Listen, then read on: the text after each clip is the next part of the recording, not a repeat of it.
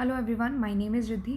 इस लेक्चर में हम लोग पीएसआई और ऑप्शनल यूनिट 7 डिस्कस कर रहे हैं और नेक्स्ट टॉपिक आता है हमारा difference between power and authority. ये काफ़ी इंपॉर्टेंट टॉपिक है और यूपीएससी ने भी काफ़ी बार इससे क्वेश्चन पूछे हुए हैं।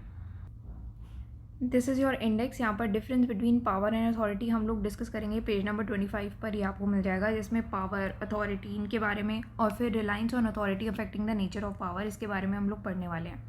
ये इंपॉर्टेंट इसलिए है स्पेशली रिलायंस, क्योंकि इसके ऊपर भी क्वेश्चन आ चुका है।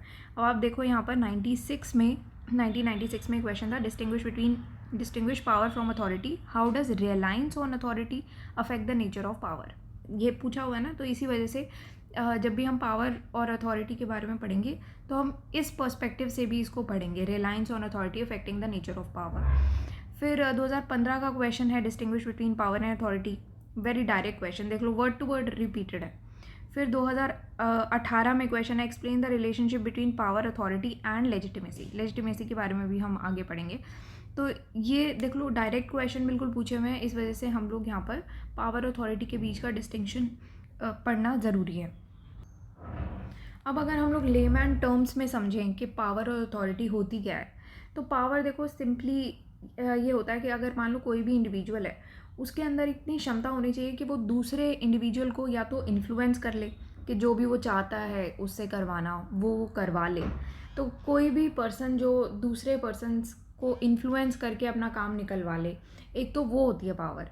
तो पावर बेसिकली क्या है, इंडिपेंडेंट है, किसी पर डिपेंडेंट नहीं है, इंडिपेंडेंट है, प्लस इनफॉर्मल है इन नेचर अगर हम बात करते हैं तो।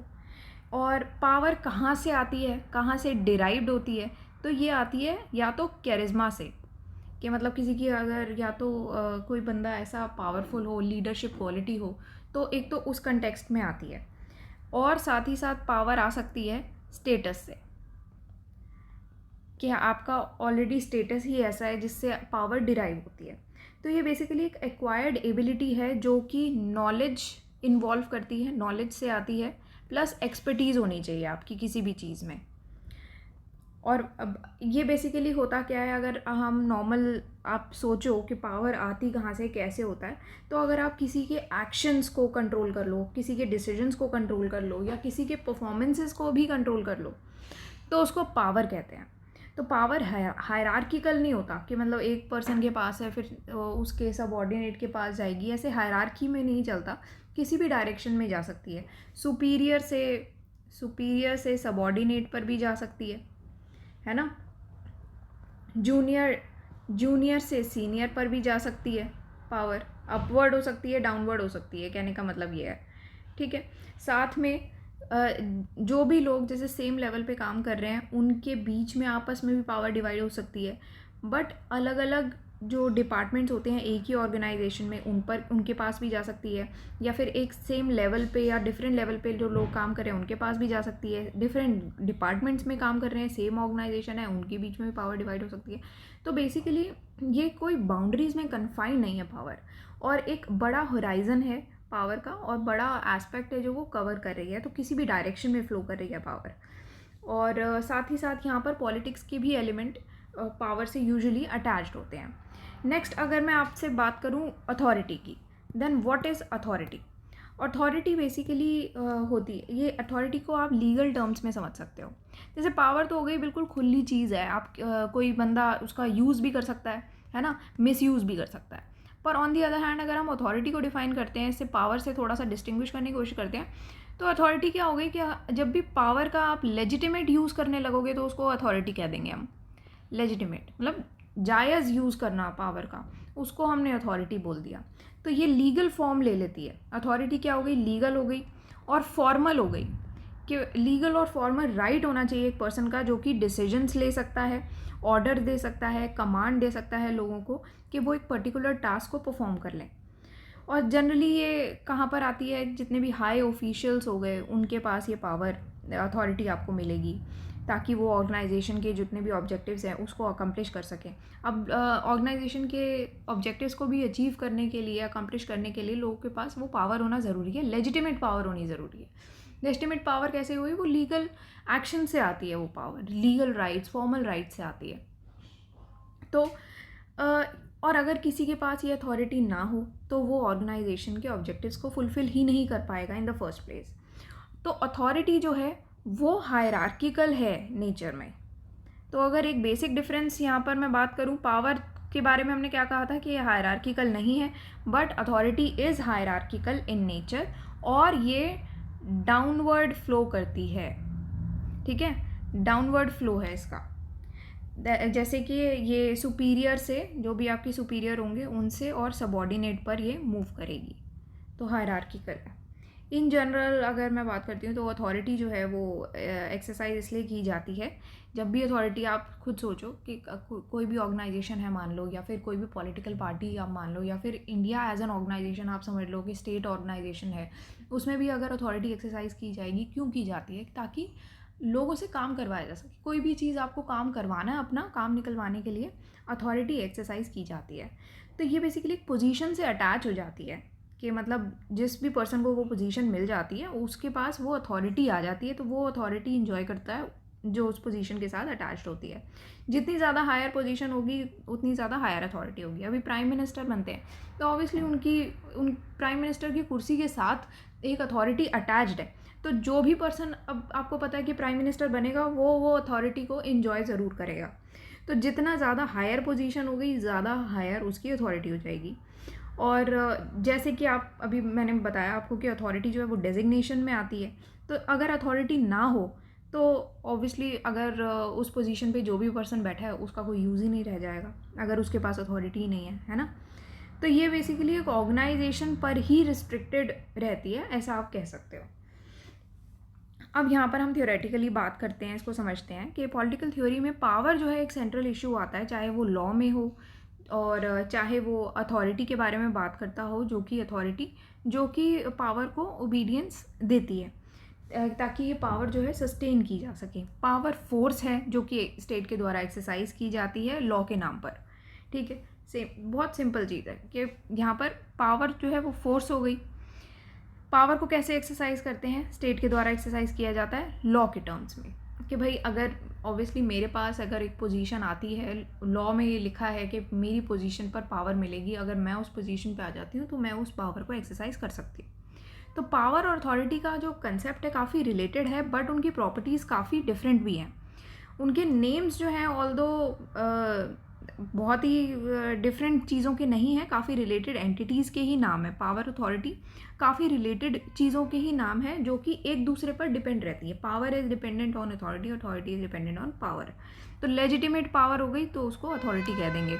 अब यहाँ पर पावर के बारे में अगर मैं बात करती हूँ तो पावर का भी प्रिसाइज कॉनोटेशन थोड़ा सा डिफ़िकल्ट हो जाता है, क्योंकि ये टर्म जो है वो काफ़ी टर्म्स के साथ कंफ्यूज भी की जाती है और रिलेटेड भी है। तो इंटरचेंजेबल हैं टर्म्स कुछ पावर से जो आप देखते हो, जैसे कंट्रोल है, influence, authority, force, domination, coercion, ये सारी चीज़ें पावर से रिलेटेड हैं और पावर के साथ ये सारी चीज़ों को देखा जाता है। अब यहाँ पर क्या है कि जब भी हम स्टेट की बात करते हैं कि कैसे उनकी पावर कैपेसिटी को हम डिफ़ाइन करते हैं, तो पावर कैपेसिटी में ये आता है कि मान लो आप किसी पर्सन को ये बोल रहे हो, कंसेंट दे रहे हो, या किसी पर्सन को रोक रहे हो, कंस्ट्रेंट कर रहे हो कि आपको ये काम करना है या आपको ये काम नहीं करना, तो उसमें कुछ स्किल्स और टेक्निक्स इन्वॉल्व होती हैं कि आपको वो कंसेंट यूज़ करने में या कंस्ट्रेन करने में, वो सब इंक्लूड करता है पावर कैपेसिटी। और क्या क्या चीज़ें आती हैं, जैसे हमने पिछले लेक्चर्स में भी बात की है कि अगर किसी पर्सन को आप परसुएड कर लो, मना लो कि आप ये काम कर लो, वो भी पावर में ही आ जाता है कि पावर कैपेसिटी है एक पर्सन के पास। या आप धमका के अपना काम करवा लो, वो भी पावर कैपेसिटी है। कोअर्शन, ज़बरदस्ती काम करवा लो कि, तो अगर एक स्टेट को दूसरी स्टेट के ऊपर असेंडेंसी हासिल करनी है तो वो ये सब चीज़ें यूज़ करके अपनी पावर कैपेसिटी के थ्रू काम करवा सकता है। तो ये जितनी भी चीज़ हो गई है ना, स्किल्स, टेक्निक्स, जिससे आप कंसेंट करते हो, कंस्ट्रेन करते हो, परसुएड कर सकते हो, धमकी दे सकते हो, ज़बरदस्ती करवा सकते हो, तो ये सारी जो चीज़ें आ गई ये सब पावर कैपेसिटी का ही पार्ट है। तो हर एक स्टेट जो है वो अपनी पावर कैपेसिटी में वेरी भी करती है, तो हर एक स्टेट इक्वल नहीं है। ऐसे ही रॉबर्ट डाल का एक वर्क है मॉडर्न पॉलिटिकल एनालिसिस, 1991 का उनका काम है, जिसमें उन्होंने पावर को एक काइंड ऑफ इन्फ्लुएंस की तरह डिफ़ाइन किया है कि वो ये कहते हैं कि जब भी आप पावर को एक्सरसाइज करने की बात आती है, तो जब भी कंप्लाइंस अटेंड हो जाता है तभी पावर एक्सरसाइज करते हो। कंप्लाइंस कैसे आता है? जब आप नॉन कंप्लाइंस के बहुत सीवियर सैंक्शंस लगा देते हो तब कंप्लाइंस आता है। तो यहाँ पर ये बात की है, कंप्लाइंस का मतलब कि आप मान जाओ काम करने के लिए और आप अपने आप से वो काम करते रहो, तो उसमें पावर को इन्फ्लुएंस की तरह बात की गई है। अब स्टीफन एल वॉल्स भी हैं जिन्होंने political science the discipline and its dimensions in 1972 में उनकी बुक है जिसमें उन्होंने ये कहा है कि power is generally thought to involve bringing about an action by someone against the will और डिज़ायर ऑफ अनदर। मतलब कि अगर आप कोई काम नहीं करना चाहते और मैं आपसे वो काम करवा लूँ तो उसको भी मैं पावर कहती हूँ कि आप नहीं करना चाहते फिर भी मैंने आपसे करवा लिया, तो आपका विल और डिज़ायर नहीं था, फिर भी पावर सिंस मेरे पास है और मैंने आपसे वो काम करवा लिया, तो वो चीज़ है। अब नेक्स्ट चीज़ आती है अथॉरिटी। अथॉरिटी को मैंने आपको बहुत सिंपल चीज़ में समझाया था कि जब पावर को लेजिटिमेट पावर दे दी जाती है तब अथॉरिटी बन जाती है, मतलब कि पावर अगर लेजिटिमेट हो तो अथॉरिटी बन जाती है। तो authority equal to power plus legitimacy, ये लिख देना आप एग्ज़ाम में आ जाए तो ठीक है। तो अथॉरिटी जो है वो यही दो कंपोनेंट से बनी है, पावर और legitimacy. Authority equal to power plus legitimacy. अब अथॉरिटी जो है वो होती है कि आप किसी को ऑर्डर दे रहे हो मान लो, अब वो बंदा ऑर्डर मानेगा क्यों इन द फर्स्ट प्लेस। मान लो मैं आपको बोल रही हूँ कि आपको ये चीज़ पढ़नी है, ठीक है, अब आप ये मानोगे कैसे कि आपको ये चीज़ पढ़नी ही है या ये एग्ज़ाम में आ जाएगी, कुछ तो अभी राइट होना चाहिए ना। तो अगर मान लो गवर्नमेंट ने मुझे ये पावर दिया या आप ही लोगों ने सबने मेरे को ये पावर दे दी कि भैया आप बताओ कि ये क्या पढ़ना है क्या नहीं पढ़ना, तो मेरी पोजीशन के साथ एक अथॉरिटी अटैच हो गई, इसको हम अथॉरिटी कहते हैं, ये पावर लेजिटिमेट हो गई, तो आप फिर मेरी बात ऑटोमेटिकली मान लोगे, तो वो चीज़ होती है। तो authority to give orders is the right of recipients, ठीक है, कि अगर मैं आपको ऑर्डर दे रही हूँ तो वो आपका अधिकार होगा कि आपको उस ऑर्डर को मानना है या नहीं मानना है। तो वो कैसे आप मानोगे, तो अथॉरिटी जब आ जाती है, जब अथॉरिटी वर्ड आ जाता है तो आप वो ऑर्डर्स को मानने लगोगे। क्यों? क्योंकि वो पावर लेजिटिमेट हो जाती है यहाँ पर। फॉर एग्जांपल यहाँ पर ये कहा गया है कि एक मिनिस्टर को हम लोग अथॉरिटी देते हैं कि स्टैट्यूट के द्वारा कि आप कुछ रेगुलेशंस वगैरह हमारे लिए बना सकते हो। तो इसका मतलब ये नहीं है कि हमने उसको सिर्फ ये अलाउ कर दिया है कि आप कुछ भी बना लो रेगुलेशन, मतलब कि वो तो वो बना ही रहे हैं ऑब्वियसली, पर साथ ही साथ अब हमारे ऊपर भी एक ऑब्लिगेशन आ गया कि वो रेगुलेशन जो भी बनाएंगे ना हमें उसको मानना पड़ेगा। क्यों? क्योंकि उनके साथ, उनकी पोजीशन के साथ एक अथॉरिटी अटैच्ड है, ठीक है, तो जो अथॉरिटी उनके पास है उसमें उनको अधिकार मिलता है कि वो ये इस तरीके के रेगुलेशंस इशू कर सकते हैं और हमारा ऑब्लिगेशन है, हमें उन रेगुलेशंस को मानना पड़ेगा।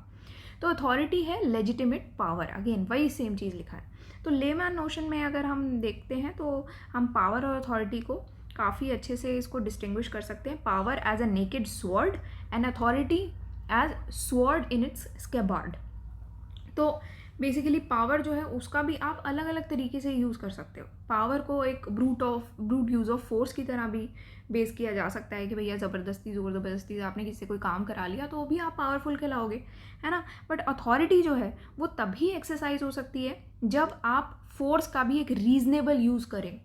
फोर्स भी आपको कहीं से तो कुछ करने के लिए मिली हो, ठीक है, कुछ लेजिटिमेट फोर्स हो, तो अगर आप रीजनेबल यूज़ कर रहे हो फोर्स का तब अथॉरिटी आप एक्सरसाइज कर सकते हो और लेजिटिमेट मीन्स होना चाहिए। तो पावर यहाँ पर कहा गया है कि डरा धमका के भी आप काम करा सकते हो, ज़बरदस्ती भी काम करा सकते हो। तो power is based on fear, ठीक है। और लेजिटिमेसी किस पर बेस्ड है, जो कि अथॉरिटी से अटैच्ड है। लेजिटिमेसी बेस्ड है रिस्पेक्ट एंड विलिंग कंप्लायंस, ठीक है। तो ये कुछ वर्ड्स जो यहाँ पर मैंने ब्लॉक्स में डाले हैं, तो इसको आपको ध्यान में रखना है।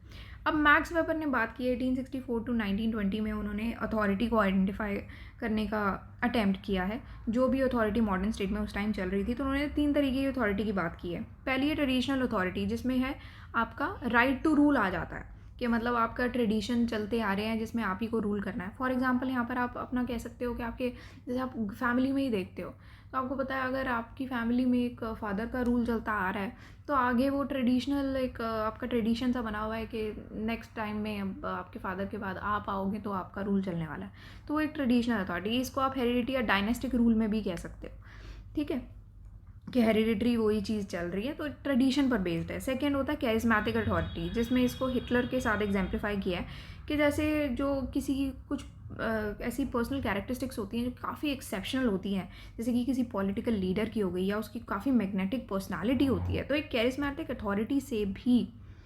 अथॉरिटी आती है, ठीक है, तो नेक्स्ट टाइप ऑफ अथॉरिटी होती है। थर्ड होती है लीगल रैशनल अथॉरिटी, जो कि कोई भी इंडिविजुअल अगर एक पॉलिटिकल ऑफिस होल्ड कर रहा है तो वहाँ से जो अथॉरिटी आती है लीगल रैशनल अथॉरिटी, वो उसे कहते हैं। जहाँ पर मान लो कोई भी प्रोसीजर फॉलो हुआ है, जैसे फॉर एग्जांपल प्राइम मिनिस्टर का ही आप लगा लो, है ना, कोई भी प्रोसीजर फॉलो हुआ है अभी एक, कि जिसमें हमने इलेक्ट किया अपने मिनिस्टर्स वगैरह को, उन्होंने फिर आगे अपना प्राइम मिनिस्टर चूज़ किया, तो ये जो पूरा प्रोसेस चलता है, मेरिट बेस्ड सिलेक्शन कह लो, प्रमोशन कह लो, इलेक्शन हो गया, रोटेशन, नॉमिनेशन, कोई भी चीज़, तो एक लीगल रैशनल अथॉरिटी जो है एक पॉलिटिकल ऑफिस से यहाँ पर आती है।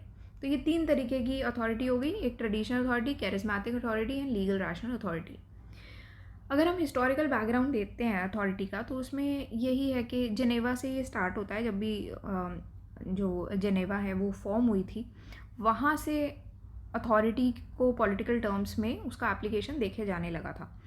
और काफ़ी लोग भी हैं, काफ़ी प्रोमिनेंट लोग हैं जिन्होंने इसके बारे में बात की है, जिनके वर्क्स हैं इस पर, जैसे कि Emile by Jean Jacques Rousseau, उनका काम है जिसमें उन्होंने अथॉरिटी के टॉपिक को एजुकेशन से रिलेट करके बात की है। साथ में डेविड लेटन है, जिन्होंने अथॉरिटी को इस तरीके से डिफ़ाइन किया है कि पॉलिटिकल थ्योरी, साइंस हो गई, इंक्वायरी हो गई, तो उनकी रेंज और रोल को डिटरमाइन करने के कंटेक्स्ट में उन्होंने अथॉरिटी को डिफ़ाइन किया है कि हम पॉलिटिकल थ्योरी, साइंस और इंक्वायरी वगैरह ये सब समझ सकते हैं। तो अथॉरिटी बेसिकली क्या है, पॉलिटिकल सिविल इंस्टीट्यूशंस हो गए, उनका फाउंडेशन फॉर्मेशन जब आप समझ जाओगे तो आप अथॉरिटी की ट्रू मीनिंग आप समझ जाओगे, अथॉरिटी का रेलेवेंस क्या है वो समझ जाओगे। अब अथॉरिटी को काफ़ी पॉलिटिकल कंटेक्स्ट में भी देखा जा रहा है और उसको चैलेंज और क्वेश्चन भी किया जा रहा है। ठीक है, नेक्स्ट चीज़ हम यहाँ पर ये पढ़ेंगे, ये हम एडवांस लेक्चर में अपने पढ़ेंगे, criticism on Weberian model of authority. ये थोड़ा सा बड़ा है और इसको समझने में थोड़ा सा टाइम लगेगा, तो हम लोग ये अपने एडवांस लेक्चर में पढ़ेंगे इसको।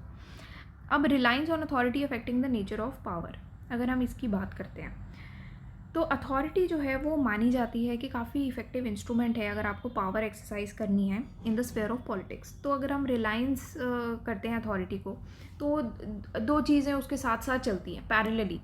मतलब कि अगर हम अथॉरिटी पर डिपेंडेंट है तो उसके साथ साथ एक और चीज़ चलेगी, गवर्नेबिलिटी, ये पैरेलली चल रही है गवर्नेबिलिटी। जिसका क्या मतलब हुआ कि जितना ज़्यादा अथॉरिटी पर रिलायंस होगा, ठीक है, या जितना ज़्यादा हम लेजिटिमेसी का यूज़ करेंगे, उतने ही ज़्यादा गवर्निंग इंस्टीट्यूशंस को और ज़्यादा एक्सेप्ट हम कर पाएंगे। और जो नेचर ऑफ पावर इसमें हो जाएगी, नेचर ऑफ पावर जो इन्वॉल्व होगी इसमें, वो कंसेंसस पर ही बेस्ड होगी, तभी वो लेजिटिमेट भी हो गई, है ना। तो ये चीज़ यहाँ पर आपको ध्यान रखनी है, लेजिटिमेसी। नेचर ऑफ पावर यहाँ पर क्या है, कंसेंसस पर बेस्ड है।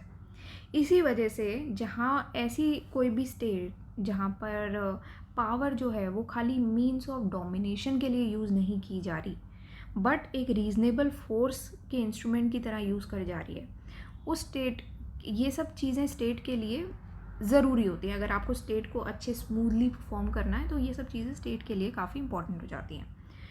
अब अगर आपको किसी भी पर्सन से कोई भी काम करवाना है, वो ये डिपेंड करेगा कि अगर मान लो मैं आपसे कोई काम कराना चाहती हूँ, तो वो डिपेंड करेगा कि मैं कौन सा स्पेशल ऑफिस होल्ड कर रही हूँ, ठीक है। तो उसके लिए एक स्पेशल ऑफिस होना ज़रूरी है। वो स्पेशल ऑफिस क्यों होना ज़रूरी है, क्योंकि उसके साथ एक लेजिटिमेट पावर अटैच्ड होगी, जो कि हमें वो अथॉरिटी देगी कि वो काम करवा लें। या आपको अगर मुझसे कोई काम कराना है, आपके साथ एक स्पेशल ऑफिस अटैच होना चाहिए। तो एक जो अगर आप कोई भी ऑफिस होल्ड कर लेते हो तो उसके साथ जो अथॉरिटी होती है वो उस पर्सन के पास आती है, जिसकी वजह से कुछ जो भी लोग हैं उनको वो काम करना पड़ता है जो भी वो पर्सन बोल रहा है, जिसके पास अथॉरिटी है, ठीक है। अब लोग वो काम क्यों करेंगे जो सामने वाला बंदा उनको कह रहा है, जिसके पास भी ऑफिस है? क्यों? क्योंकि वो उनकी अथॉरिटी को एक्नॉलेज करते हैं। अभी अगर आपके पास कोई अथॉरिटी है तो हम लोग सब मिलके आपकी अथॉरिटी को एक्नॉलेज करेंगे कि हाँ आपके पास अथॉरिटी है, तभी हम आपकी बातें मानेंगे और तभी आपकी अथॉरिटी जो है वो जस्टिफाई हो जाएगी। तो आपका क्या रोल रहेगा यहाँ पर? आपकी क्या इच्छा है कि आपकी अथॉरिटी एक्सेप्ट हो जाए और हम लोग भी आपकी अथॉरिटी को एक्सेप्ट करें मिलजुल के, तो ये एक रोल रहेगा। तो एक अथॉरिटी को अगर आप समझोगे तो वो एक स्पेशल काइंड ऑफ एबिलिटी की तरह आप समझो, या स्पेशल काइंड ऑफ पावर, जिससे कि आप दूसरे लोगों से वो काम करवा सकते हो जो आप चाहते हो, ठीक है, उसको कहते हैं बेसिकली अथॉरिटी। तो ये जो स्पेसिफिक एबिलिटी है या पावर जो अटैच्ड है इसके साथ, इसको हम कोर्सिव पावर से भी कोऑर्डिनेट कर सकते हैं।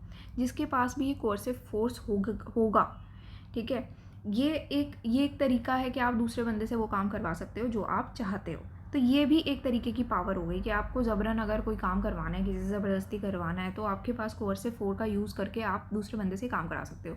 दूसरा टाइप होता है कि अगर आपके पास वो अथॉरिटी है, एक स्पेशल ऑफिस आप होल्ड कर रहे हो और लोग भी आपको एक्नॉलेज कर रहे हैं, तो भी आप उससे वो काम करवा सकते हो। तो एक चीज़ हो गई कि आपको अथॉरिटी पोजेस कर रहे हो और एक्नॉलेज है, और दूसरी चीज़ ये है कि कोर्सिव फोर्स ज़बरदस्ती आप करवा ले रहे हो। तो यहाँ पर हम इसको इस तरीके से कंक्लूड कर सकते हैं कि अथॉरिटी का मतलब है एक मॉडिफाइड फॉर्म ऑफ पावर, ठीक है, जो कि बेसिकली उसका अधिकार भी है चेंज होने का, और वो चेंज हो भी सकती है।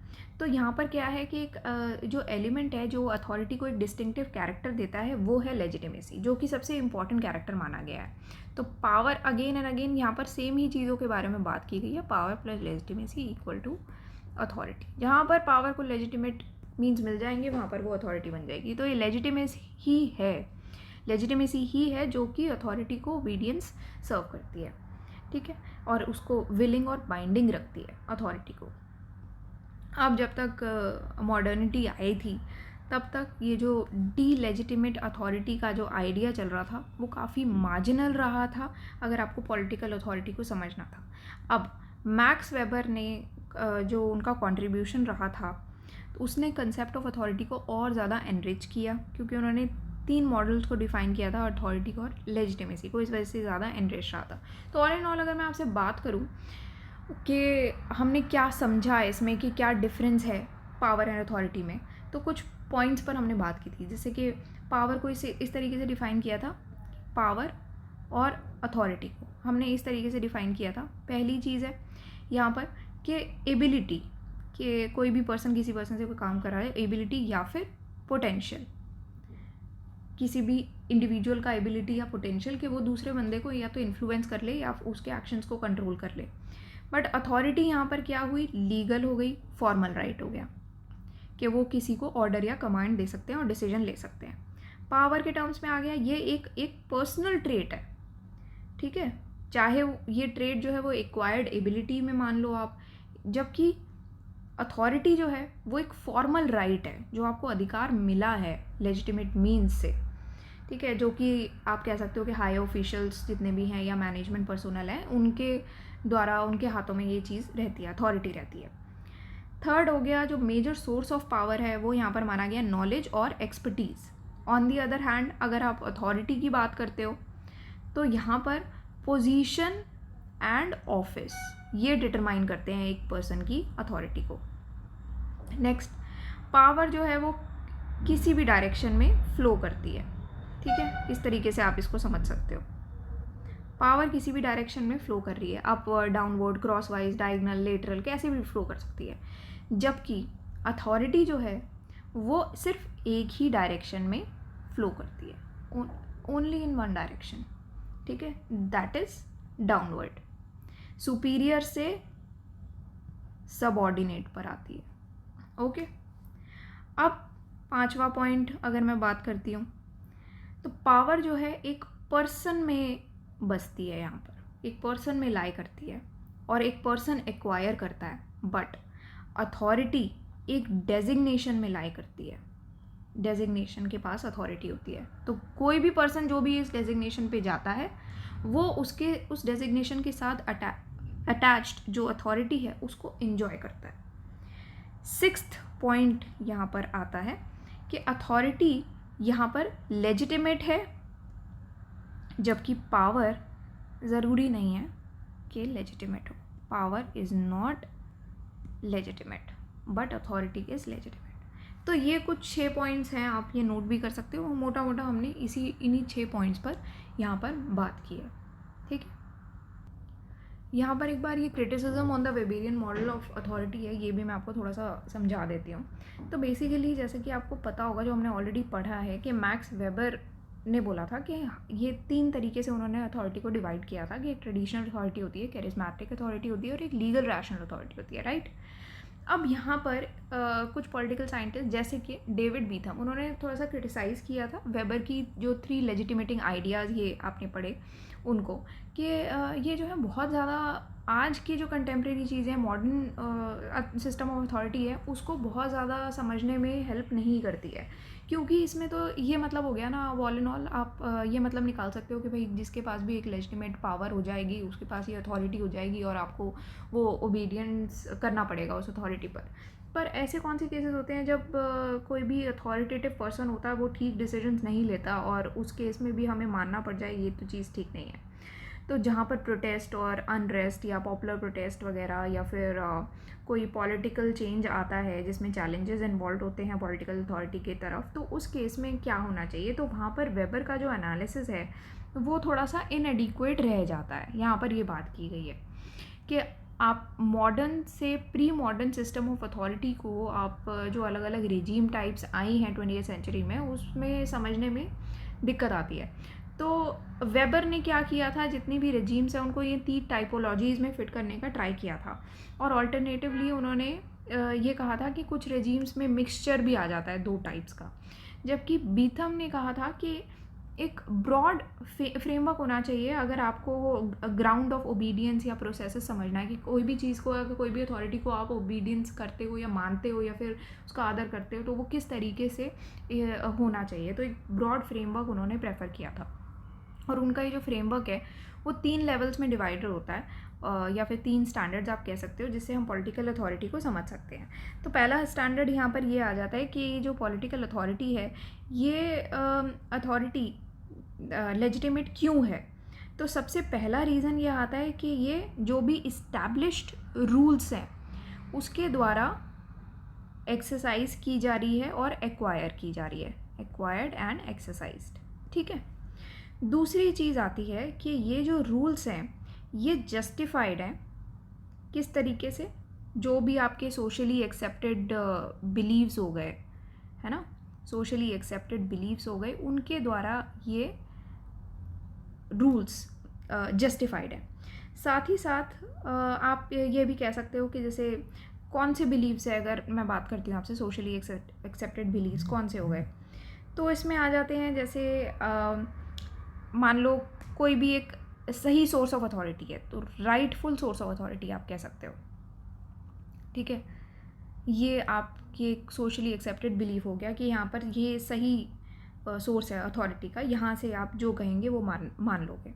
प्रॉपर एंड्स और स्टैंडर्ड्स होने चाहिए गवर्नमेंट के प्रॉपर एंड्स एंड स्टैंडर्ड्स होने चाहिए।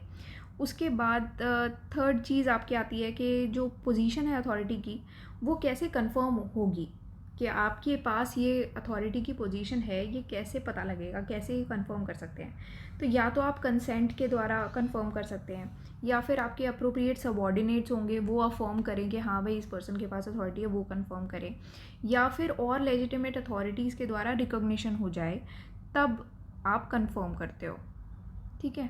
तो ये 3 चीज़ों पर बेस्ड है जिसके बेसिस पर आप ये कह सकते हो कि हाँ, कि आप एक पर्सन के पास अथॉरिटी है। तो ये जो 3 लेवल्स हैं ये कोई ऑल्टरनेटिव फॉर्म्स नहीं है, मॉडल्स नहीं है, बट ये लोगों को एक मॉरल ग्राउंड देते हैं कि क्यों हमें एक अथॉरिटी से कंप्लाइंस करना चाहिए, कोऑपरेट करना चाहिए। तो इस तरीके का जो फ्रेमवर्क है, बेंथम कहते हैं कि ये एक अंडरस्टैंडिंग भी प्रोवाइड करता है कि क्यों पावर जो है वो लेजिटिमेसी लैक भी कर सकती है। पावर के पास आपने बताया था कि लेजिटिमेसी नहीं है, तो ये एक रीज़न भी प्रोवाइड करती है कि क्यों पावर के पास लेजिटिमेसी नहीं है। यहाँ पर बीथम इस बारे में ही बात कर रहे हैं। तो अगर मान लो कोई भी ब्रीच ऑफ रूल्स होता है तो ये जो टर्म है इललेजिटिमेसी उसको यूज़ किया जाएगा। अगर रूल्स जो है वो आप मान लो कि सोसाइटल बिलीव्स के द्वारा काफ़ी अच्छे से सपोर्ट नहीं की जा रहे या फिर काफ़ी कंटेस्टेड बिलीव्स हैं, तो उस चीज़ में ये रूल्स नहीं जहाँ पर माने जाते हैं या रूल्स का ब्रीच होता है, वो इललेजिटिमेसी का टर्म जो है वो यूज़ किया जाता है यहाँ पर, ठीक है। तो वो इस वे में वेबर का जो एनालिसिस है उसको रिजेक्ट करते हैं और इनएडिक्वेट मानते हैं, ठीक है, कि सिर्फ ये 3 फ्रेमवर्क ज़रूरी नहीं है, उससे आप जो आज के मॉडर्न डे सोसाइटी है, रिजीम टाइप्स हैं, उनको आप कैरेक्टराइज नहीं कर सकते। So this is our website synopsisis.in। यहाँ पर आप जाओगे ऑप्शनल कोर्सेज़ में, PSIR ऑप्शनल कोर्सेज़ पर आप क्लिक करोगे तो यहाँ पर आपको जो भी ऑप्शनल के रिलेटेड जो भी आपकी क्वेरीज़ हैं या जो भी इंफॉर्मेशन आपको चाहिए वो आपको यहाँ से मिल जाएगा। ऑलराइट, कोई भी आपको नीड हो यहाँ से प्रीवियस ईयर पेपर आप डाउनलोड कर सकते हो। हम लोगों ने टॉपिक वाइज उसको काफ़ी सेग्रीगेट करके बनाया हुआ है, तो यहाँ से आप ये डाउनलोड कर सकते हो। इससे आपको वेटेज भी पता लग जाएगा कि कब किस टॉपिक से सबसे ज़्यादा क्वेश्चंस आ रहे हैं, तो कौन से टॉपिक्स इंपॉर्टेंट हैं। डेफिनेटली ये जो आज हमने टॉपिक पढ़ा है ये काफ़ी इंपॉर्टेंट है, बिकॉज़ काफ़ी बार ये क्वेश्चंस आए हैं। इनफैक्ट 3 साल तो आ ही चुके हैं, ठीक है। 96 में भी हमने देखा था, 2015 2018 में भी देखा था, तो रिपीट हो रहे हैं क्वेश्चंस। काफ़ी इंपॉर्टेंट यूनिट भी है, टॉपिक भी काफ़ी इंपॉर्टेंट है, तो ये आप ज़रूर पढ़ के जाना। एंड नेक्स्ट लेक्चर में नेक्स्ट टॉपिक हम लोग डिस्कस करेंगे। So that's all for today and thank you for watching the lecture.